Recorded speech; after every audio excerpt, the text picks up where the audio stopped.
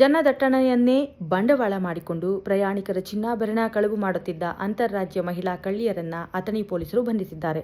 ಮಹಾರಾಷ್ಟ್ರ ಮೂಲದ ಹೇಮಾ ಕಸಬೇಕರ ಹಾಗೂ ನೀಲಂ ಕಂಬಾಳೆ ಎಂದು ಗುರುತಿಸಲಾಗಿದೆ.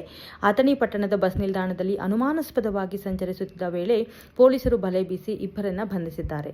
ಪೊಲೀಸರ ವಿಚಾರಣೆಯಲ್ಲಿ ವಿವಿಧ ಕಡೆ ನಡೆದ 4 ಕಳ್ಳತನ ಪ್ರಕರಣಗಳು ಬೆಳಕಿಗೆ 5 ಗ್ರಾಂ ಚಿನ್ನಾಭರಣವನ್ನು ವಶಕ್ಕೆ ಪಡೆಯಲಾಗಿದೆ.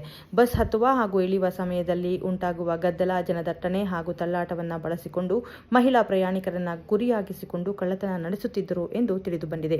ಪ್ರಯಾಣಿಕರ ರೂಪದಲ್ಲಿ ಬಂದು ಕಣ್ಣಿಗೆ ಬೀಳದಂತೆ ಕಾರ್ಯಾಚರಣೆ ನಡೆಸುತ್ತಿದ್ದ ಈ ಮಹಿಳಾ ಕಳ್ಳಿಯರ ಬಂಧನದಿಂದ ಸಾರ್ವಜನಿಕರು ನಿಟ್ಟುಸಿರು ಬಿಟ್ಟಿದ್ದಾರೆ. ಆರೋಪಿಗಳ ಬಂಧನದಲ್ಲಿ ಯಶಸ್ವಿಯಾದ ಅಥಣಿ ಪೊಲೀಸರ ಕಾರ್ಯಾಚರಣೆಗೆ ಸಾರ್ವಜನಿಕ ವಲಯದಲ್ಲಿ ಮೆಚ್ಚುಗೆ ವ್ಯಕ್ತವಾಗಿದೆ.